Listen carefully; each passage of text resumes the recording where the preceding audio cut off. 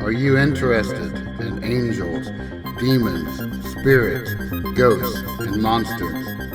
Are you curious about their origins, tales, and influence upon history and on the present day? If so, sit back, relax, and welcome to Southern Demonology, the podcast that explores all of this and more.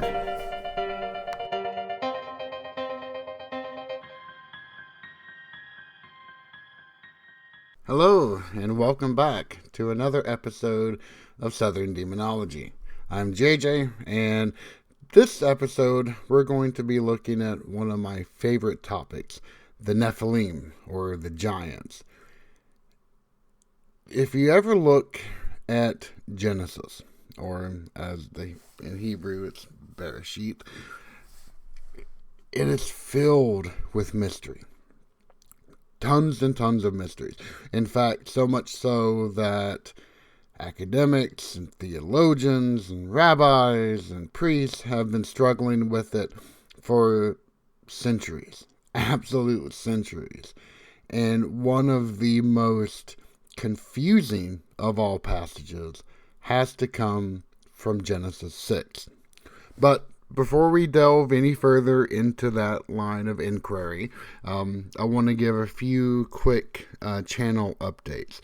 So, the first of all is all 10 episodes have now been put onto YouTube, and they are available with some waveforms to make it a little interesting. So if you want to physically watch them, you can. If you just want to listen to it on YouTube Music, then that's available as well. And for those who have already checked it out, I really, really appreciate it. I'm just trying to make this as widely spread as I possibly can. I have also been working on the revised website, and I have the back end completely rewritten. Most of it's there. I still have a few more models to go, but then that will be up, and I'm hoping that will be finished by end of this week. I want to say beforehand, but it's been a little interesting transitioning everything over into a completely serverless model. Fun, but still a few bit of challenges. That, and I'm trying not to rewrite every single element to this thing. So it's it's been interesting. Not in a bad way. It's just always love getting to learn new stuff, so that's been awesome. And I've also we've been a little bit more active on the Facebook page as well. Actually had a free $10 credit through Facebook for advertising, and spent that on some boosted stuff, and it's actually reached quite a few more people than what I expected, so that has been fantastic. So if you've been coming to the page and checking it out, thank you very much for the patronage. I really appreciate it. In fact, we have like over 120 something likes now, which, I mean, for those that deal with millions of subscribers, it may not sound like much, but for an extremely niche program that deals with academic topics and ghost stories and whatever else may be on my mind that given day, it means a great deal to me. So for everyone who's been out there and who has interacted or sent emails or whatever it may be, thank you very, very much. This has definitely been a learning experience for me, and thank you for the patience and for continuing to listen. It means the world. And please feel free to send in any questions, any comments that you have. I'll reply back as soon as I can. I did miss one or two messages on Facebook every once in a while, just because the alerting system is not the best, but have gotten much better about that, and actually added a direct email communication button on the Facebook page, which is just facebook.com/Southern Demonology. So hopefully it'll be a little easier to reach me now. But whether it's through messages or email or even YouTube comments, go ahead and hit me up and I'll get back to you as soon as I can. Because unless it's a malicious message or post, which have been a few, then I will definitely get back to you as soon as I possibly can. And if I haven't gotten back to you and you feel snubbed, apologies, and just hit me up again and we'll go from there. So anyway, let's delve back into Bereshith. So we're going to read a little bit from Genesis 6, and I'm using kind of the JPL Jewish version to do this. If you don't know, and I'm not trying to slight anyone or their religious beliefs. That's the last thing I would ever do. But if I ever happen to read from Hebrew or Christian scriptures, I will not be reading from the King James Version, just because it's pretty bad. So reading a book in another language that's been translated is very much, the old phrase is, kissing through a veil. You get the idea, but you definitely don't get the full context of everything that's going on. And the King James Version, besides, taking quite a few different liberties, also carries its own entire tradition right along behind it. And we're trying to get to like the basic truth and not some sort of constructed tradition that has been carried along with that particular version.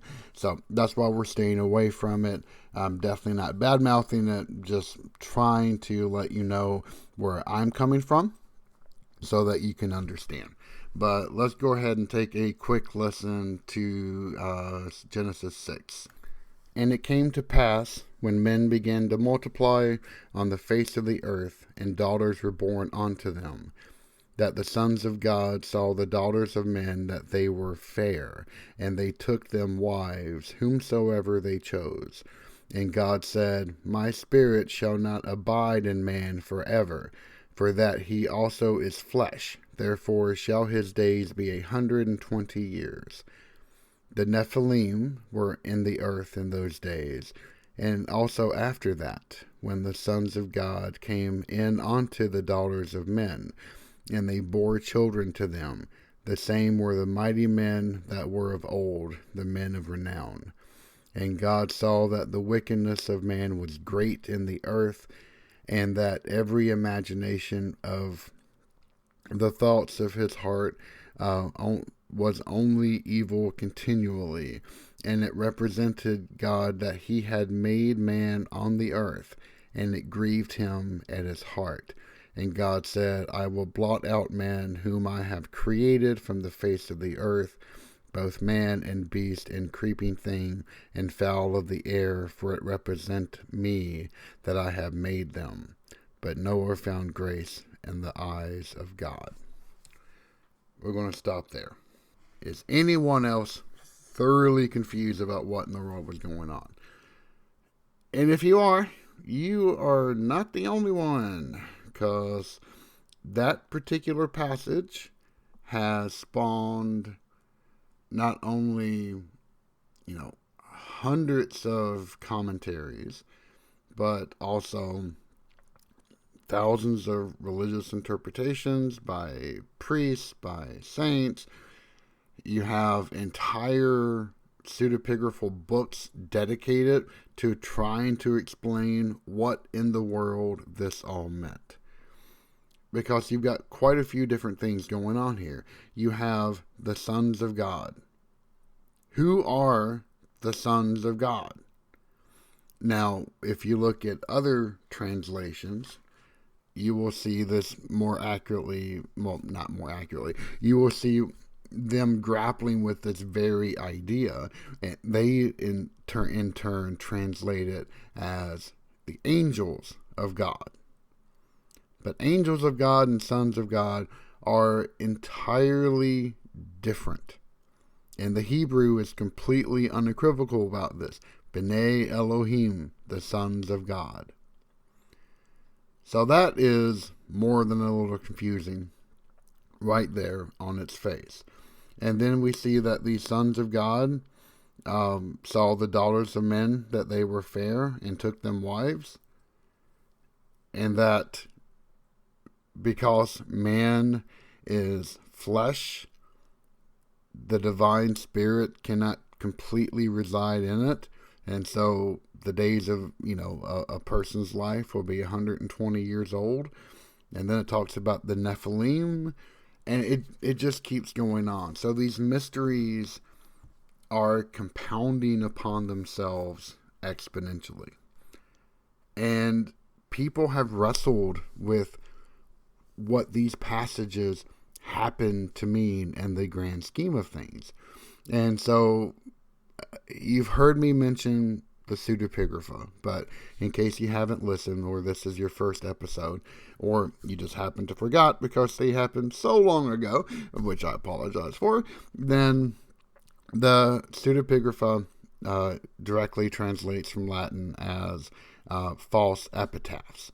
They were religious writings in which someone was essentially impersonating a famous figure from the Hebrew Bible in order to speak in an authoritarian manner about interpretations that they have devised. Some very famous books that have come out are First Enoch. Well, there's multiple Enochs, first, second, third, but First Enoch is the most well known. It also was found in the Dead Sea Scrolls, so we know at some point at least certain contingencies of Judaism considered First Enoch to be scripture. We have Jubilees, which addresses Genesis in a much more kind of thorough retelling and trying to go through the ages of the Jubilees and recounting all of that. And then there's quite a few others. But really, it's Enoch and Jubilees that try to expound on the mysteries of Genesis 6. And they do so in pretty different ways. Primarily, the Enochian tradition runs with the idea of dualities, of good versus evil, and kind of links all of those separate verses in Genesis 6 together. If you go back to Genesis 6 and read them, they read as kind of separate entries from each other. And with Enoch, it actually goes through and tries to show how each one of those entries are directly related to one another. It has a lot more judgment against items than what the original verses do, and attempts to show how these sons of God are kind of the ultimate evil, and that's really why the deluge was sent against the earth. So let's take a look at Enoch here, and it actually starts all in chapter 6, which is not a coincidence by any means of the word. And this is kind of a rough translation. Most of my books are currently packed up, so I don't have access to my decent translations, and I apologize for that. So what I'm reading is actually something that's from online, but it's still not all that great, but at least you can still get an idea of what in the world is going on. So chapter 6 starts off with, "And it came to pass, when the children of men had multiplied, that in those days were born unto them beautiful and comely daughters. And the angels, the children of the heaven, saw and lusted after them, and said to one another, Come, let us choose wives from among the children of men, and beget us children. And Semichazah, who was their leader, said unto them, I fear ye will not indeed agree to do this deed, and I alone shall have to pay the penalty of a great sin. And they all answered him and said, Let us all swear an oath, and bind ourselves with a curse." Some places translate this strangely as mutual imprecations, but it's not. If you actually look at the Ethiopic, it says, bind ourselves with a curse. Not to abandon this plan, but to do this thing. They swear they all together and bound themselves with a curse upon it. And they were in all 200 who descended in the days of Jared on the summit of Mount Hermon. And they called it Mount Hermon because they had sworn and bound themselves with a curse. And these are the names of their leaders. And I'm not going to read all of those. But the names in which they provide are the chiefs of 10. And all the others together with them took unto themselves wives, and each chose for himself one, and they began to go in unto them. And yes, those are very particular pronouns that are being placed together, and I'm not going to go into the details of why, and to defile themselves with them, and they taught them charms and enchantments and the cutting of roots, and made them acquainted with plants, and they, the women, became pregnant, and they gave birth to great giants whose height was 3,000 ells, or roughly 450 feet, I think, who consumed all the acquisitions of men. And when men could no longer sustain them, the giants turned against them and devoured mankind. And they began to sin against birds and beasts and reptiles and fish, and to devour one another's flesh, and to drink the blood.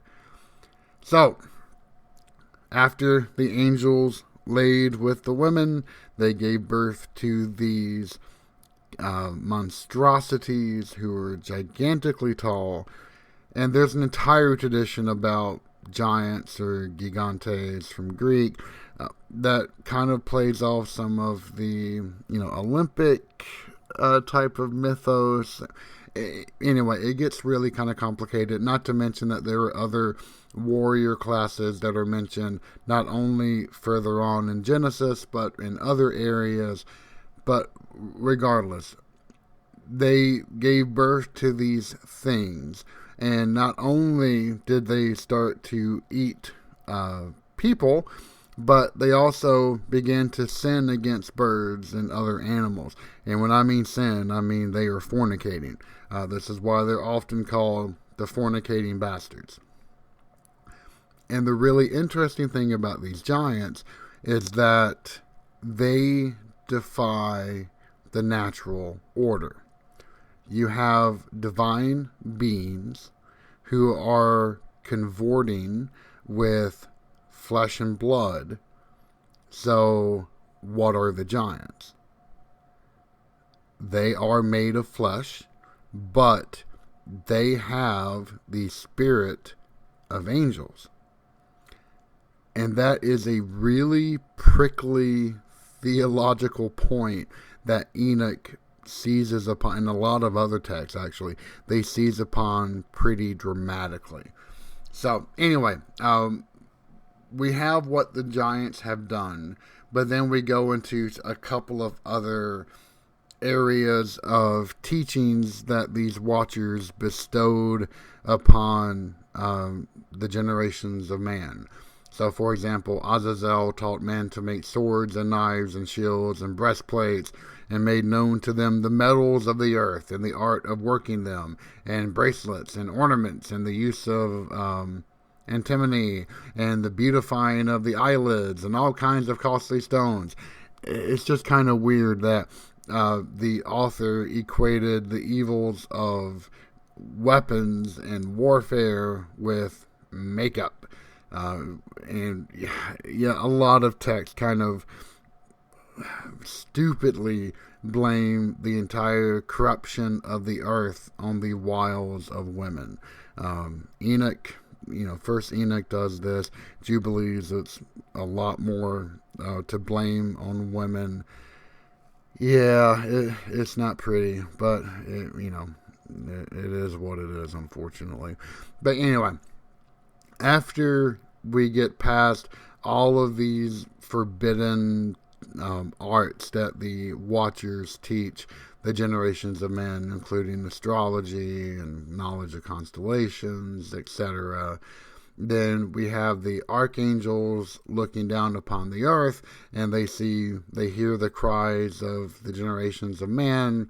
They then beseech God, and then God actually pronounces, sentence upon everything that they see. God then commands the archangels to take up the watchers, especially Azazel and Semichaza, and put them into the desert Dudael, cover them with stones so that they can't see light, but then really comes down, extremely harsh on the Nephilim, the giants. Proceed against the bastards and the reprobates, and against the children of fornication, and destroy the children of fornication, and the children of the watchers from amongst men, and cause them to go forth. Send them one against the other, that they may destroy each other in battle. For a length of days they shall not have.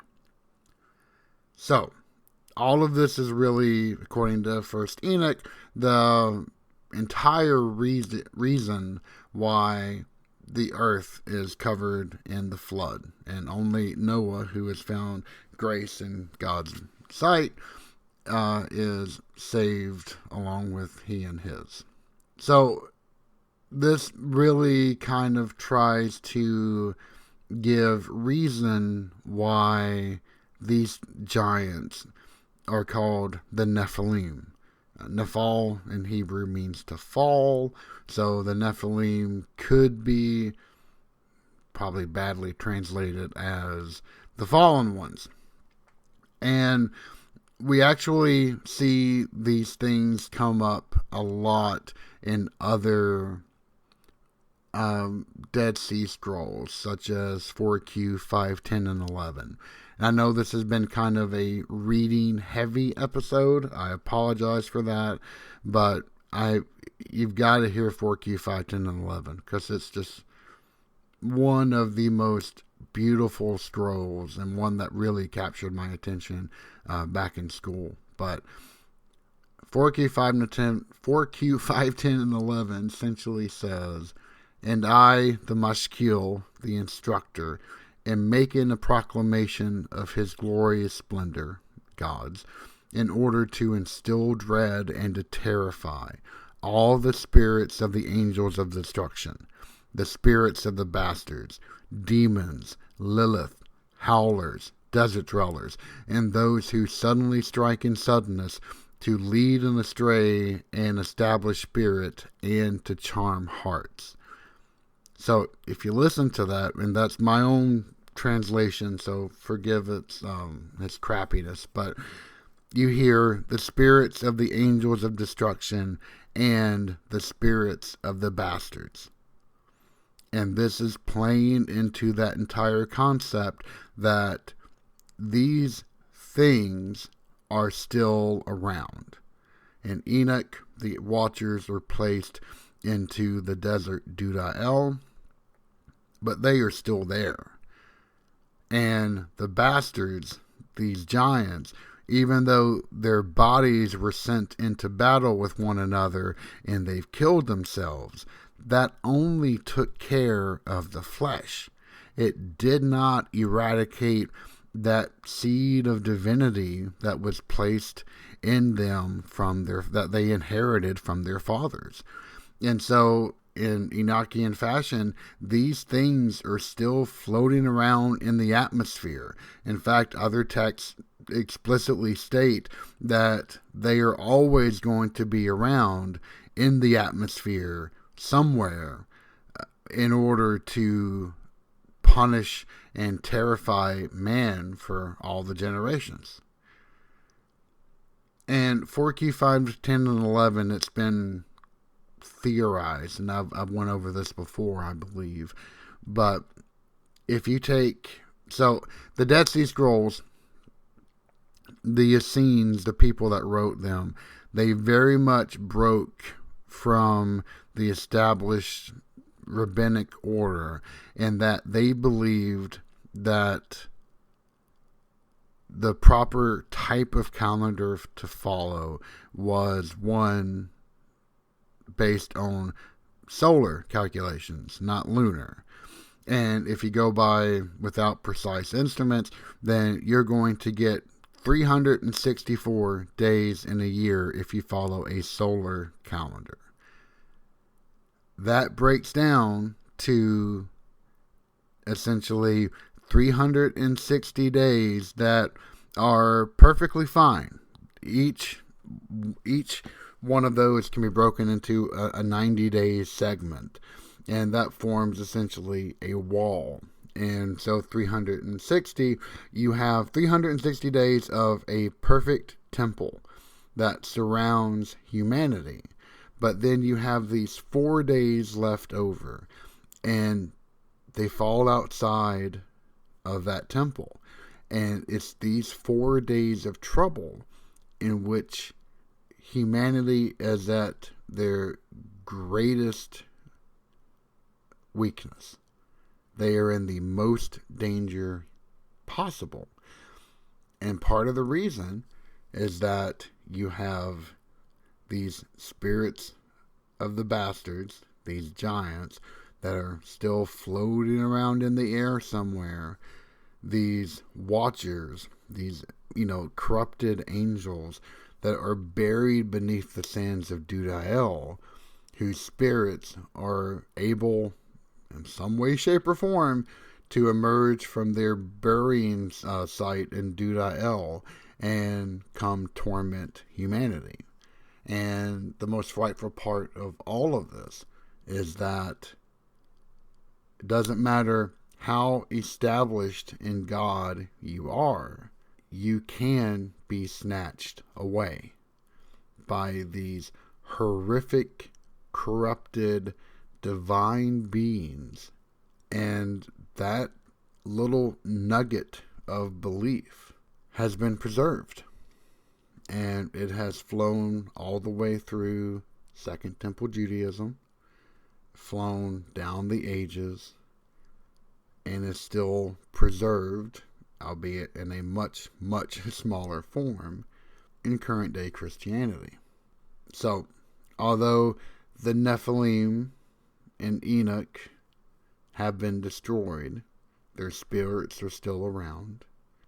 And it's a frightening thing. These were horrific bastions of destruction. And even though they have lost their bodies, they are still able to sin against their descendants, which is kind of interesting. But anyway, that is a deeper look into the giants and everything, or at least according to Enoch, or first Enoch, everything about them and how they still pose a danger, and how the Essenes, the people that were responsible for writing the Dead Sea Scrolls, still actively saw them. Next week, we are going to take another item in that list of horrible things from 4Q, 5, 10, and 11, which is Lilith, and try to chart what in the world this thing is, what its roots are, and how it's been used in some much more modern entertainment, such as a very popular video game franchise that has taken it to be the latest incarnation of the greatest evil. So, I hope you join us. I really hope that you like this episode. If you have any further questions or anything else, hit me up. I'll get back to you as soon as I can. And until then, stay safe. And I hope that life is bringing you everything that it very well can. So, until next time, see ya.